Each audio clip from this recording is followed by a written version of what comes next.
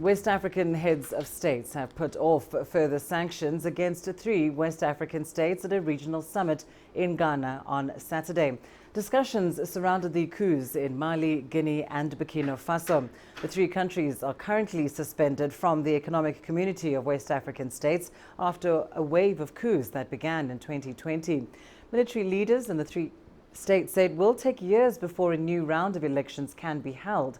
The 50-nation regional bloc has announced plans to meet again early next month to decide if further sanctions will be imposed. They've been calling on the 3 countries to restore constitutional order and hold democratic polls. Right, well, West African leaders say they will continue to dialogue with the military leaders in Mali, Burkina Faso and Ghana with the hope of returning the countries to civilian rule. The sentiments come as the regional bloc, ECOWAS, failed to take a decision to sanction the 3 countries after a deadline to present a timeline for elections elapsed in April. CGTN's Nabil Ahmed Rufai has more. ECOWAS leaders met in Accra, Ghana to discuss the political situations in Mali, Burkina Faso and Guinea. It was yet another meeting without an agreement to either lift or impose further sanctions. The authority asked the mediator to finalize the negotiation, the discussion with the Malian authorities that will allow the gradual removal of the sanction, the economic and financial sanction that were imposed. On the timetable of the election, the authority indicated that they will need to pursue discussion to find a solution on an acceptable timetable. While ECOWAS has upheld the economic sanctions against Mali, the leaders say they are concerned about the insecurity and rising poverty in the West African country. The summit noted that despite the effort of the Malian military security forces, which have made a lot of action to gain some ground, the security situation is still very challenging.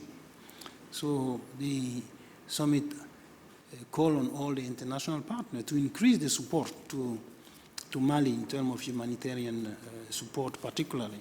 The ECOWAS leaders have agreed to meet again in Accra in July to review the political situation in Mali, Burkina Faso and Guinea.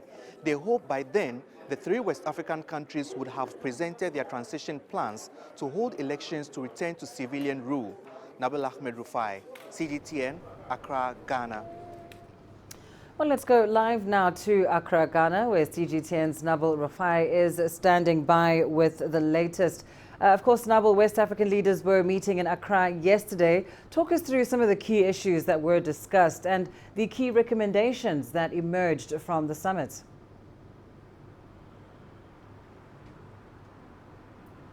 Well, Lindy, the 2 key issues that were on the table yesterday had to do with, 1, the political situation in Mali, Burkina Faso and Guinea, and then the stabilization mission in Guinea-Bissau. You'll recall that there was a near coup in Guinea-Bissau, so the leaders had to meet to see how things are going in that country at the moment.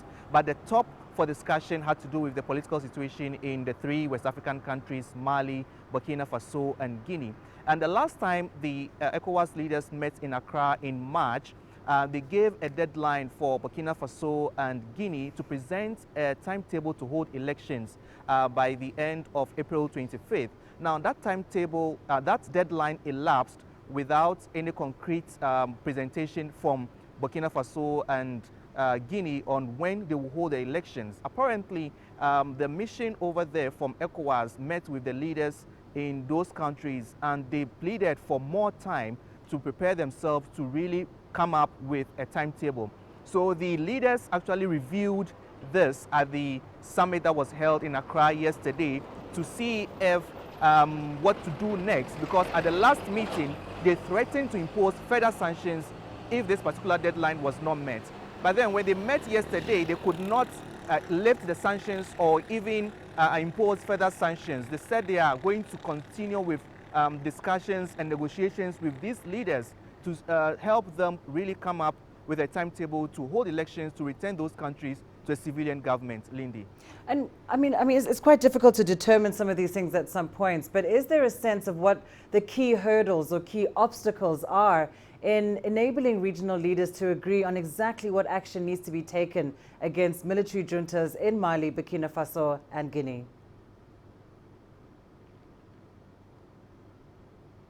Well, Lindy, at a press briefing, the president of the ECOWAS Commission, Jean-Claude Brou, actually said the humanitarian situation in these countries is also very dire at the moment. Poverty is still rife, and the insecurity is also a major problem in the countries. Even though the leaders are trying to really tackle the insecurity, they feel these challenges, they would have to address it head on. So going further to impose further sanctions on these countries, they feel will not be in the right step, because already the Russia-Ukraine conflict is pushing the poverty situation in the country, and there's a lot of economic hardship.